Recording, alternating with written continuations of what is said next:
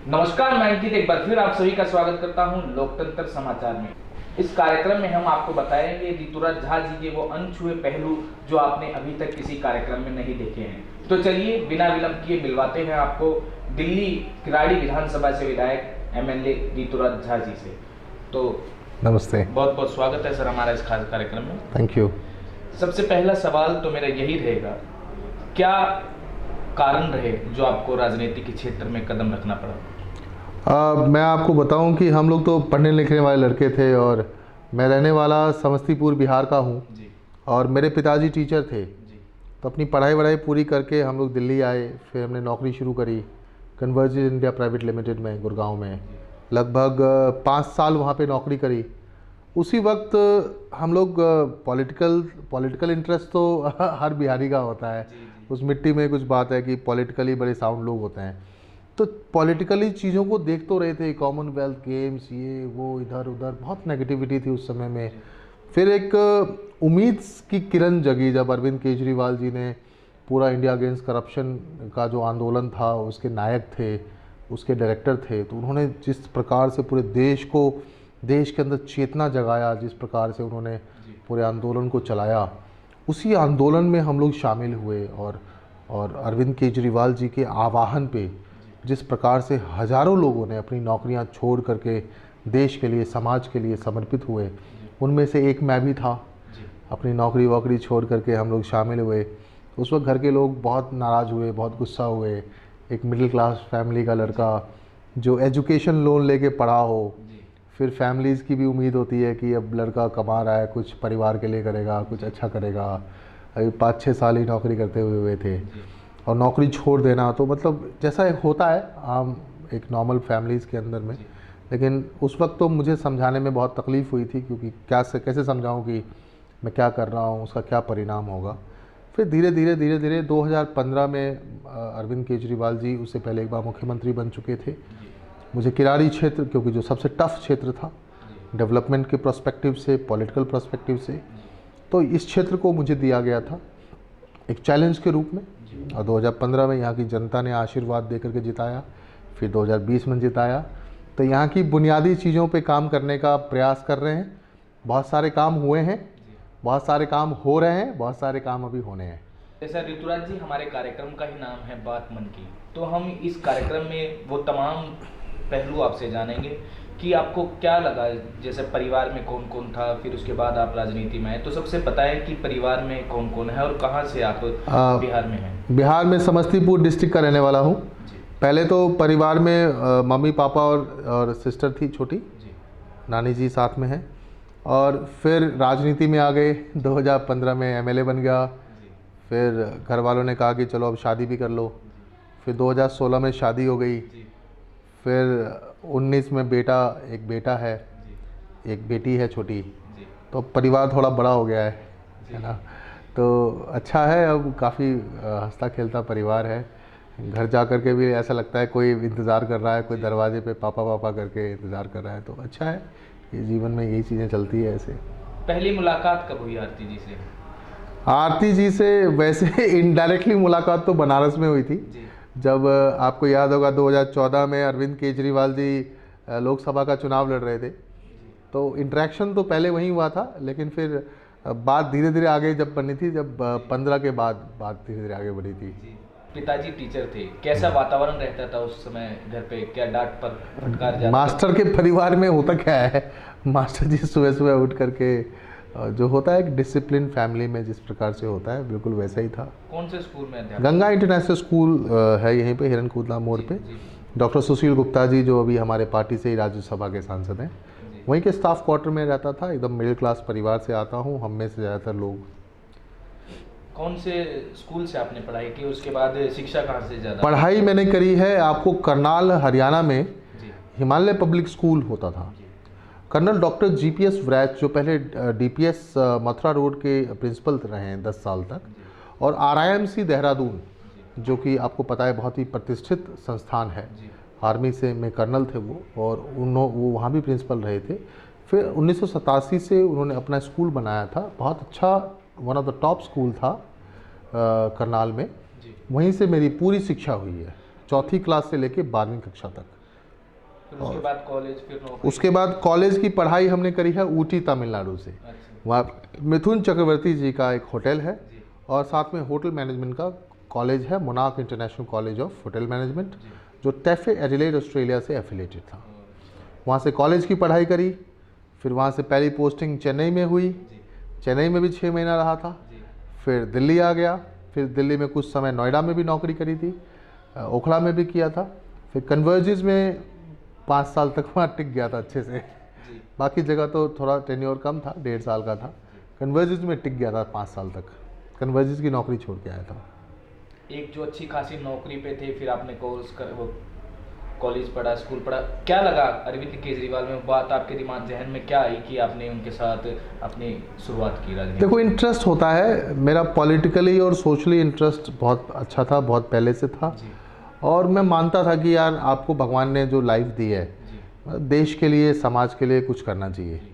नौकरी तो यार मतलब इस लायक तो आप हो कि कोई भी नौकरी करके अपना पेट तो पाल सकते हो, परिवार भी पाल सकते हो, लेकिन देश के लिए, समाज के लिए कुछ बदलाव करना, कुछ रिफॉर्म करना, काम करना, मतलब ये एक अंदर से बहुत इच्छा थी। तो मैं उस वक्त, ये वो दौर था जब मैं अपकमिंग पॉलिटिशियंस को देख रहा था। मैं देख रहा था कि मतलब मैं राजनीति में तो आना चाहता था, सच्चाई है ये बात, लेकिन मैं ये असेस नहीं कर पा रहा था कि क्या करें, क्या करें, क्या करें। तो एकदम से एक लगा, उम्मीद की किरण के रूप में अरविंद केजरीवाल जी प्रकट हुए और मुझे लगा कि he is the right person and I think he is the right person to lead the country. बहुत खूब। आपने किराड़ी में विकास के तो काफ़ी दावे किए, लेकिन एक सवाल था मेरा आपसे कि किराड़ी की अगर बात की जाए तो ना यहाँ कनेक्टिविटी है किसी डीटीसी बसेज की, रोडों की हालत भी खस्ता है यहाँ की, और अगर पानी की बात की जाए, जो मूलभूत सुविधा होती है किसी भी जनमानस की, वो अभी तक भी विकास की दृष्टि से नहीं देखी जा सकती। इसके बारे में आप क्या कहेंगे? देखो, मैं 6 साल हो आपको, गए आपको। बिल्कुल बिल्कुल, आप बिल्कुल सही सवाल कर रहे हैं। देखो, एक चीज़ हमें समझना पड़ेगा, ये जो क्षेत्र है कंप्लीटली अनऑथराइज कॉलोनीज़ का इलाका, सभी प्रवासी लोगों का इलाका, खेती की ज़मीन, खेत तो हर तरह का होता है, नीचे भी होता है, ऊपर भी होता है। अब सवाल ये था 2015 में, मतलब आप सोचिए कि पूरा क्षेत्र की जो जनता है वो टैंकर पे डिपेंडेंट थी। टैंकर के पीछे मारा मारी होती थी। एमएलए ऑफिस पे रोज़ 500 लोग पानी का टैंकर मांगने के लिए आते थे। ऐसा लगता था कि ये एमएलए ऑफिस नहीं, ये टैंकर टंटा निवारण केंद्र है। बात समझ रहे हैं, जहाँ पे लोग अपनी ग्रीवियांसेस टैंकर से संबंधित रजिस्टर कराते थे। आप सोचो, केजरीवाल जी ने मुझे दिल्ली जल बोर्ड का मेंबर बनाया, धीरे धीरे धीरे धीरे धीरे 85 कॉलोनी में पीने की पानी की लाइन बिछा के घर घर पानी पहुंचाया और पूरे क्षेत्र को टैंकर से मुक्ति दिला दी। अब जो भी ग्रीवियांसेस हैं भाई, पाइपलाइन है, कहीं लीकेजेज हो सकता है, कहीं कंटेमिनेटेड वाटर हो सकता है, कहीं पे कुछ टेक्निकल फॉल्ट हो सकता है, कभी पानी का प्रेशर कम हो सकता है, इस तरह के ग्रीवियांस तो आते हैं, which is a never lasting problem issues. तो लेकिन अब क्या है, टैंकर की जो राजनीति होती थी या टैंकर के नाम पे जो पूरा धंधा चलता था वो सारा ख़त्म हुआ। फिर 50 से ज़्यादा कॉलोनियों में सड़कों का काम हुआ है, पर बहुत सारा होना है। अभी 24 कॉलोनी ऐसी है जो लो लाइन एरिया है, अगर नगर इंद्र इनक्लेव वगैरह, वहाँ पे सीवर का काम और सड़क का काम साथ में होना है। आप सोचिए कि किस प्रकार से बेसिक बुनियादी इंफ्रास्ट्रक्चर पे काम हो रहा है। सड़कें बनी, पहले भी बनी, लेकिन क्या हुआ कि सीवर की लाइन नहीं डली, मेन रोड पे ड्रेनेज सिस्टम नहीं है, तो घर का गंद कहाँ बहेगा? तो नाली में। बारिश का पानी कहाँ जाएगा? तो नाली में। चारों तरफ गंदगी है, देखो जाकर के, एक भी गली ऐसी नहीं है जहाँ नालियों में गंद ना बह रहा हो। तो ये सारी चीज़ को ठीक करने में 3 साल का समय लगा है। आप देखिए, डीडीए से ज़मीन लिया सीवर पंपिंग स्टेशन के लिए। अब सीवर पंपिंग स्टेशन के साथ साथ 3 साल के संघर्ष के बाद अब एलएनटी काम कर रही है, पूरे किराड़ी में सीवर की लाइनें डलने के लिए जा रही है। माननीय मुख्यमंत्री अरविंद केजरीवाल जी ने परसों इसका शिलान्यास किया है। अगले 2-3 साल के अंदर में जब सीवर की लाइनें डल जाएगी, सारी सड़कें बन जाएगी, ड्रेनेज सिस्टम दुरुस्त हो जाएगा, तो किराड़ी क्षेत्र में बड़ा रिफॉर्म हो पाएगा और क्षेत्र रहने लायक बन जाएगा। इतना ही नहीं है, पूरे किराड़ी के इलाके के लोगों को हम लोग सिलेंडर से मुक्ति करने वाले हैं। गैस सिलेंडर एक बम है, हर किसी के घर में है। जिसके घर में फटता है उसी को पता है उसका दर्द क्या होता है। और महंगा भी बहुत है, हर महीने महंगा हो जाता है गैस सिलेंडर। तो नेचुरल गैस जो होता है पीएनजी जिसको बोलते हैं, हमने आईजीएल के साथ करार करके पूरे किराड़ी में एक एक घर में पीएनजी गैस लाइन डलवाने जा रहे हैं। और पीएनजी गैस लाइन डलवाते ही क्या होगा कि वो बड़ा हल्का गैस होता है, बहुत सस्ता होता है, सिलेंडर से भी मुक्ति मिलेगी, सेफ्टी भी होगी, सिलेंडर का झंझट खत्म, गैस की चोरी खत्म, सुरक्षा की दृष्टि से बहुत अच्छा है और किफ़ायती है।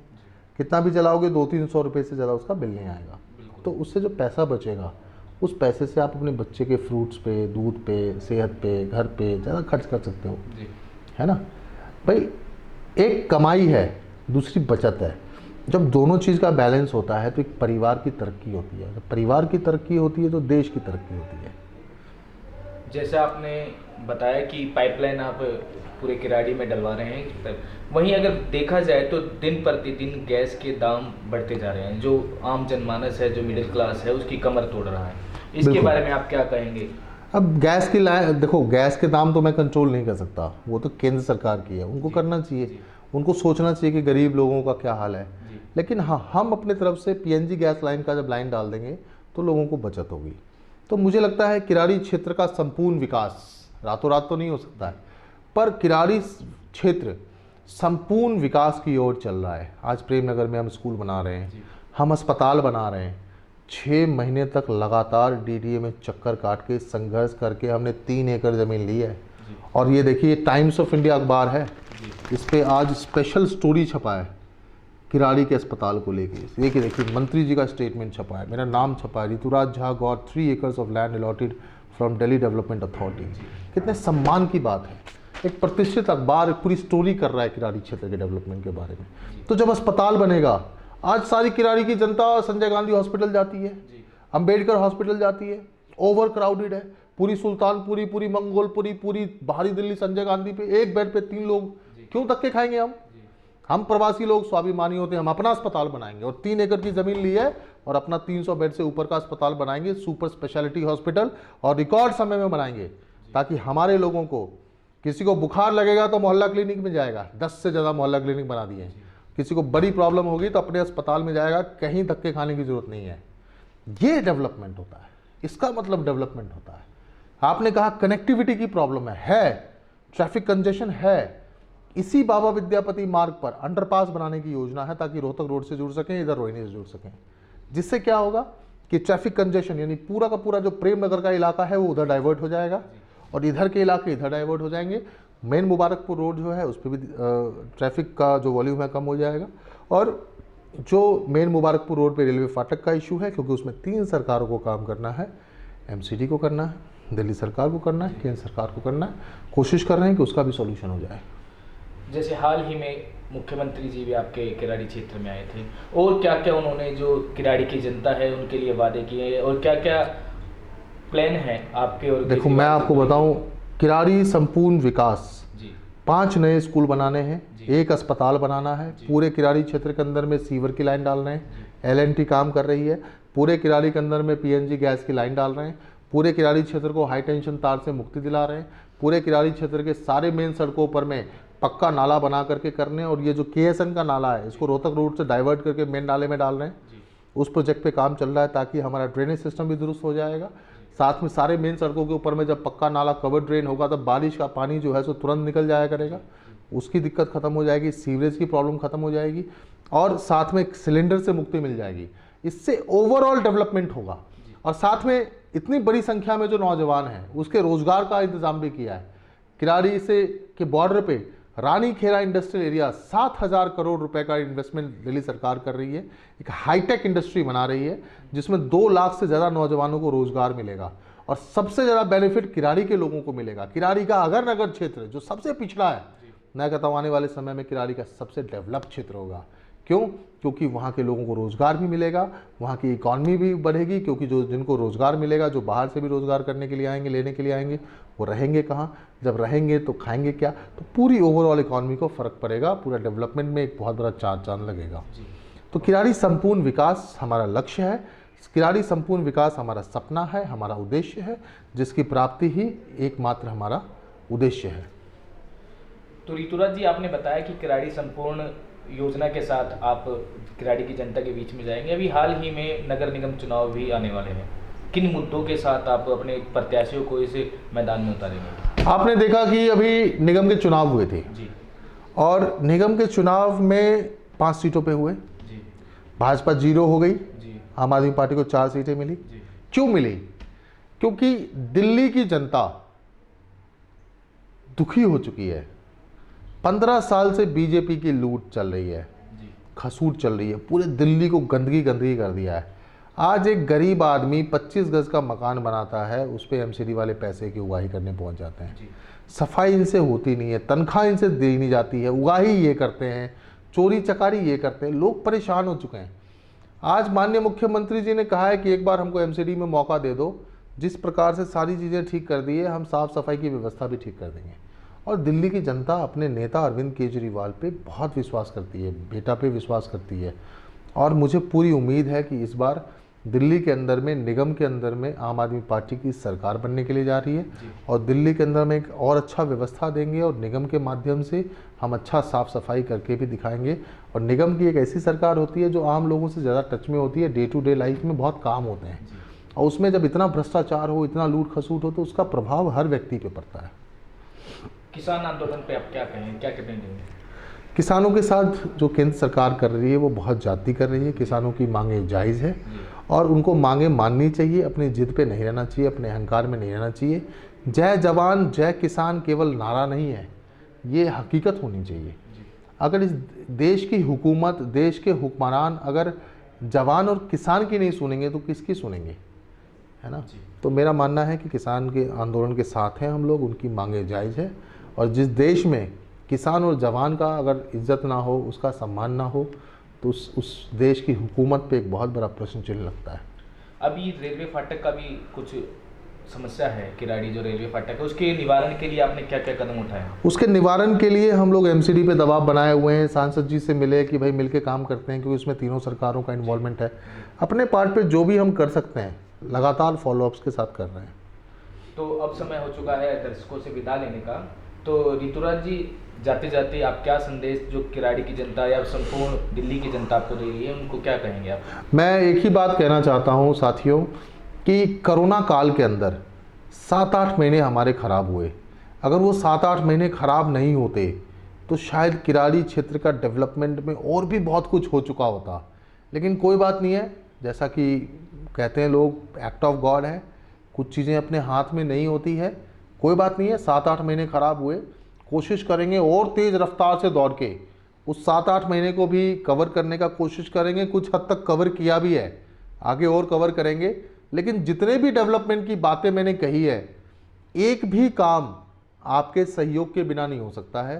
पूरे किराड़ी में सीवर की लाइनें डालने जा रहे हैं, लेकिन पूरे किराड़ी में सीवर की लाइन तब समय से डल पाएगी जब आप सहयोग करेंगे। पूरे काम ये जितने भी मैंने बताए, ये सारे काम, गैस की लाइनें तब सही से डल पाएगी जब आप सहयोग करेंगे। तो आपसे निवेदन है हाथ जोड़ के, जब आपकी गलियों में काम हो रहा हो तो कृपया करके कोई अड़चन ना आने दें। कोई अगर डालने की कोशिश करता है तो उसको प्यार से समझाएं, ताकि आप लोग जब सहयोग करेंगे तो वो 3 साल का काम 2 साल में हो जाएगा और सारा काम जल्दी हो जाएगा, अच्छा हो जाएगा। तो ये थे किराड़ी विधानसभा से विधायक ऋतुराज जी। इसी तरह हम दूसरे नेताओं से और मंत्रियों से आपको रूबरू कराते रहेंगे हमारे इस खास कार्यक्रम बात मन की में। तब तक के लिए देखते रहें हमारा खास कार्यक्रम और जुड़े रहें लोकतंत्र समाचार के साथ। धन्यवाद।